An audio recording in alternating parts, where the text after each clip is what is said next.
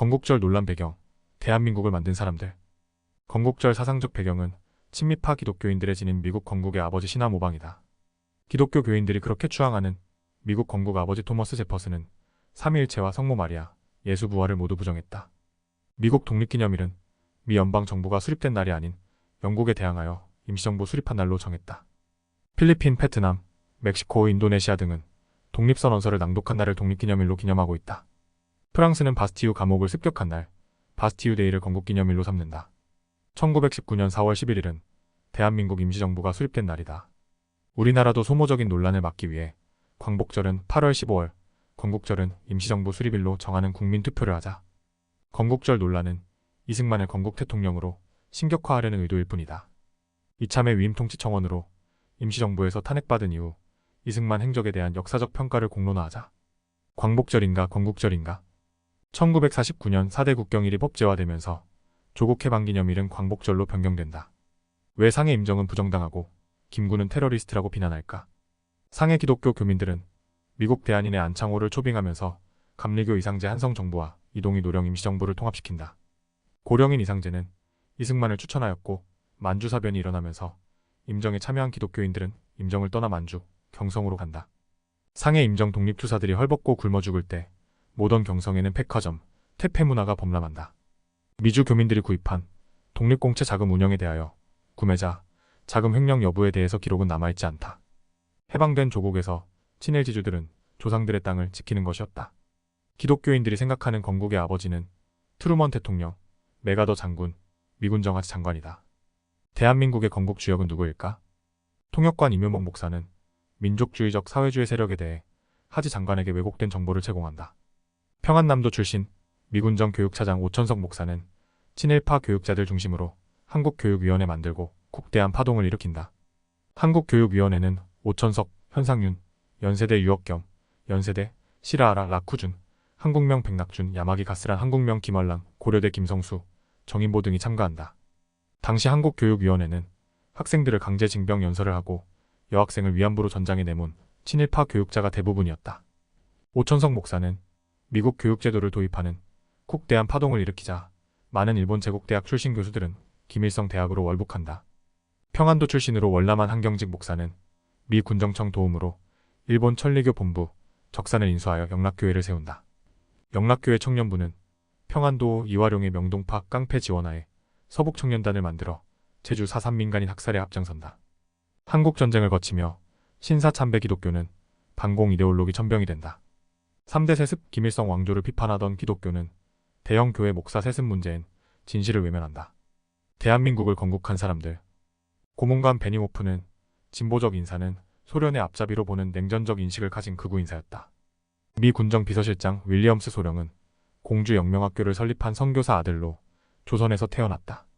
윌리엄스 소령은 미군정 고위급 고문단 50명 중 35명을 기독교 교인으로 추천한다. 윌리엄스 소령은 공주 영명학교 출신 황인식 교장과 조병옥을 충남도지사와 미군정청 경무국장으로 추천한다. 1907년생 우광복 선교사 한자명을 해방 이후 우광복으로 개변하고 마치 우리함 선교사가 조선이 하루빨리 식민지에서 해방되기를 원했기 때문이라는 어설픈 신화는 역사의 진정성마저 조롱받는다. 일본의 항복은 이제 시간 문제다.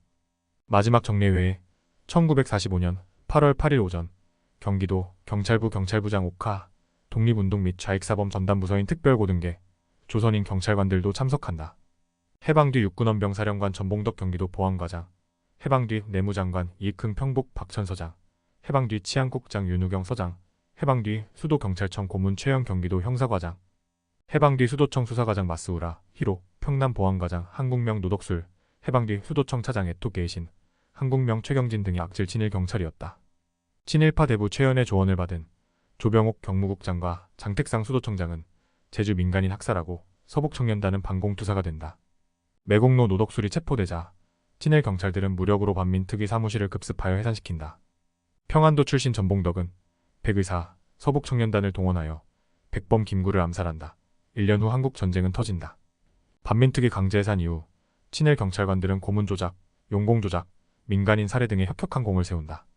한국군 아버지는 누구일까? 한국전쟁 영웅이면서 독도는 일본 땅이라고 외친 벤플리트일까? 아님 여순사건, 한국군 좌파 척결, 제주 4.3 도민 학살, 5.16 혁명 박정희 지지, 전두환 정권 승인을 주장한 제임스 하우스만일까? 해방된 조국을 장악한 만주군 출신 군인은 평안도 출신 시라카와 요시노리, 백선엽과 함경도 출신 나카지마 이켄, 정일권이 있다. 조만식 목사비서 출신 팩천이 측은 영어 군사학교 졸업 후 미군정 지시하에 군부내 좌익 척결에 앞장서고 만주군 출신 후배 남로당 군사 총책 박정희 구명에 앞장선다. 만주 지역 독립군과 조선인을 때려잡는 간도 특설대를 만들자고 아이디어를 낸 송석하를 비롯해 백선엽, 김창규, 김석범, 신현준, 이용, 윤충금, 박창함 등 간도 특설대 출신들은 지금 대전 독립군 묘지에 안장되어 있다. 해방 직후 평안도 출신 방우영의 조선일보는 김구를 지지하였고 전라도 친일지주 김성수의 동아일보는 한민당을 지지하였다. 신사참배한 친일지주 출신 기독교인 홍경래난 이후 지역차별로 고통받던 평안도 사람들은 기독교를 받아들이며 선교사들의 지원을 받아 의대 진학과 미국 유학을 간다. 신사참배한 친일지주 서북 출신 기독교인들에게 건국 정신은 자유와 반공뿐이다. 교회종을 바치고 비행기 헌납한 사실을 숨기고 피해자 코스프레한다. 김영석 목사는 식민지 시절 우린 일본 신민이었다고 역사 왜곡한다. 황국신민화 정책의 부활이다.